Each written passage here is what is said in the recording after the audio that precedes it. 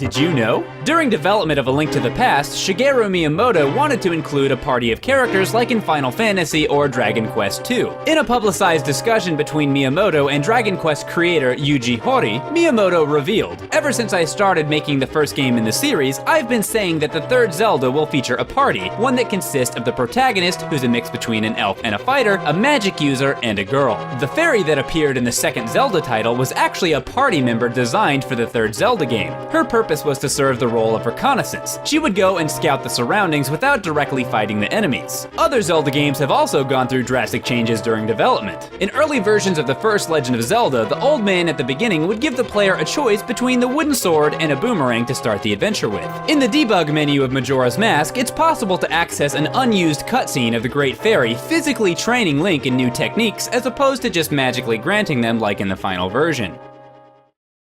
In The Legend of Zelda Skyward Sword, the design for the Loftwing creatures derives some inspiration from real-world animals. The large eyes and thick beaks of the Loftwings are taken from the Balaeniceps rex or the shoe-billed stork. The shoe-billed species lives in tropical East Africa in large swamps from Sudan to Zambia. The curled tails of the Loftwings were inspired by a different animal, the designer's pet Sheba.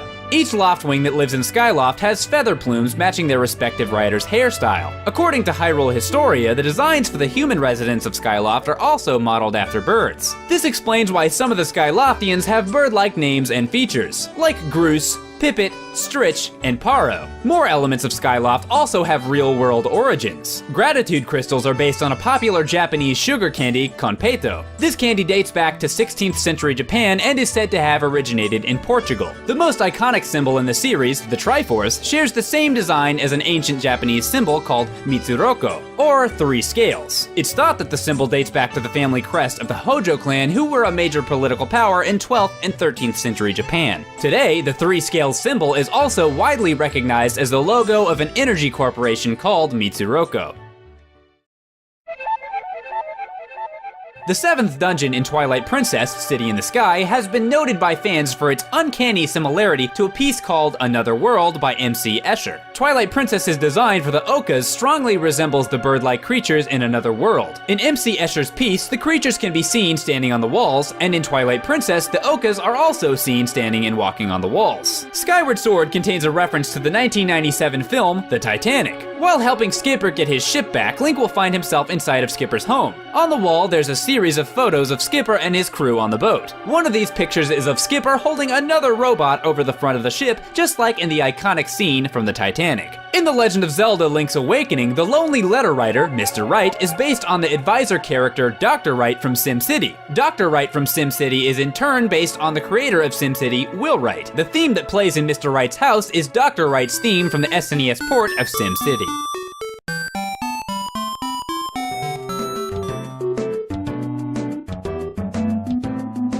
The Legend of Zelda Wind Waker has a very subtle reference to Pikmin. On the northern, eastern, and southern Triangle Islands, before Link places the pearls of the goddesses on the respective shrines, the true goddess statues are enclosed in an outer shell. Nehru's shell has a crack where a mouth would be, resembling the blue Pikmin. Faror's statue has ears like the yellow Pikmin, and Din's statue has a nose like a red Pikmin. There is another reference to Pikmin in a Zelda game, this time in the Minish Cap. In the first dungeon, an enemy called Puffstool can be found that sprays spores on the player. This creature has similar traits to another mushroom enemy from the first Pikmin game. The mushroom creature in Pikmin is also called Puffstool and sprays the Pikmin with spores. It's interesting to note that in the Minish Cap, the Puffstools are only found when Link is tiny, like in Pikmin, where the entire game takes place on a microscopic level. The two enemies do, however, have different names in the Japanese version, so it's not certain if this was intended to be a reference by the game's developers.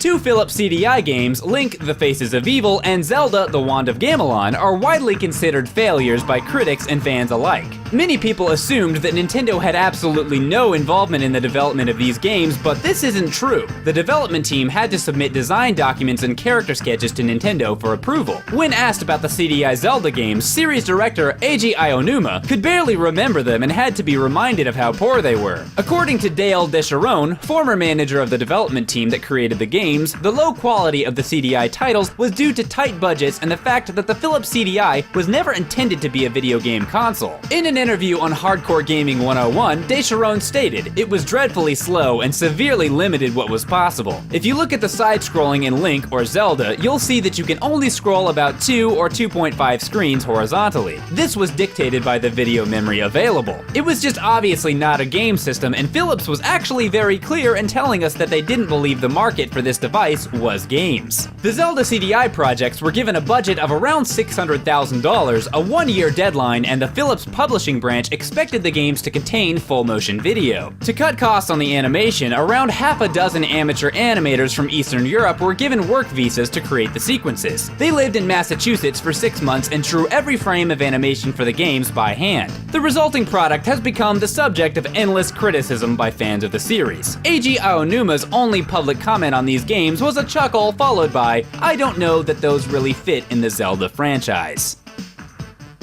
That's all for today, but don't forget to subscribe to Did You Know Gaming on YouTube and follow Did You Know Gaming on Facebook and Twitter. Make sure you also check out didyouknowgaming.com, and if you liked this video, check out our other videos. And if you want to see more of just how bad the Zelda CDI games can be, then check out my video where I talk about that thing I just said. I also have a lot of other stuff on there, including a lot of Zelda stuff. In fact, I'm just finishing up the 4th annual Zelda month, so check it out.